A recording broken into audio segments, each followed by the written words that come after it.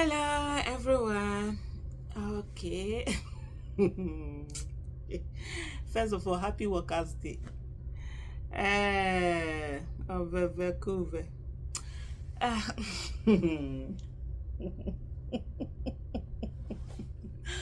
oh my goodness. I really don't even know where to start this one. Whether it's funny, whether it's sad, whether it's annoying, whether I should be angry. I really don't know. So, hey, let me not drink Panadol for other people's headache, Abby. Let me just laugh it out. It said Fubara hails Tinubu's labor reforms, Rivers workers' commitment. Yeah, Fubara. Hey, hey, and then people on the street protesting on his behalf. First of all, you saw that whole thing where they said first of all, he went to go and see Tinubu in London. So obviously, that's someone who is not ready to fight for his rights, but ready to beg his way through. So that's one indication, that because for someone who is ready to fight for his right is to say, well, it needs courage anyway for you to be able to do that. And so for most times, people like this who are just brought in, handed power, they did boy till they got in. Sometimes they don't have the courage, that staying courage, because courage is when, for you to actually be at that place where you're courageous, you must be ready to lose it all. You must be ready to say, even if I lose this governorship, and I from here they don't return me back, it's okay. So it's when you get to that place, then you are now ready to fight and say whatever it is. You get to a place where you say, even if it takes my life, so anything about courage, for you to be able to have courage, you need to get to a point where you say, I'm ready to lose it. I'm ready to lose this. If you're not ready to lose something, you can never be courageous, because at the end is that thing, what if you lose this? So until you are able to pass that place and say, I'm ready to lose this, you can. So I don't think Fubara has it in him to be able to get to that place, because somebody else who has it will say, no matter what, even if I'm going to die, I'm ready to lose my life. Even if I don't get this governor seat back, no, I'm ready. And then you go out and fight it in the way that you need to fight it, whether legally, whether on the streets or wherever. But of course, you see this person, because this is someone that is supposed to challenge the legality of what Tinubu has done. And yes, like some people will say, oh, the Supreme Court, the judiciary is corrupt. We all know it's corrupt. But there are certain times where his hands are so tied that even in the midst of that corruption, it might end up doing it. Sometimes does the right thing. And even if it doesn't do the right thing, you're able to say, we challenge this to the court. Let them put their names down on it to say they allowed this thing to happen. They were okay with this thing happening, which is what you expect him to challenge his impeachment. Is that his impeachment? No, his removal. He wasn't even impeached. He was removed. His removal at the National Assembly. But of course, you haven't seen that happening. And also, there has been some reports. I've seen a couple of headlines where they're saying there's reports. There are, what I should call them, alleged. Yes, there are some allegation or alleged evidence. I'm trying to look for the right word, whether, because allegation, mostly when they use allegation, it's always in terms of like a crime happened, you say there's allegation against it, but this is not a crime anyway. But there are some reports that Fubara had gone to see Wike, and so probably what people are saying, he has gone there to beg. There's another report I did see. I just wasn't interested, just like, okay, whatever. Where they said that Fubara had gone with other governors or with other people to go and beg. So if you knew you were going to beg, why did you start all this drama? You would have been begging and going along with it. For me, so that's what I've did. Maybe sometimes people think that courage is such an easy thing. Oh, okay, let me do it. No, if you want to do something, if you really want to go about it, is that you must be ready to lose it.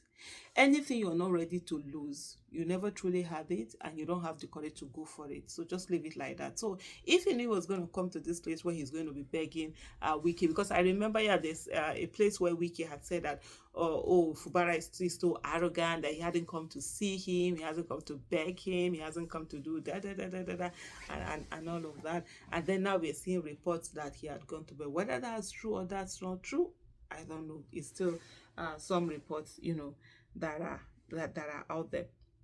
But this one for sure is true.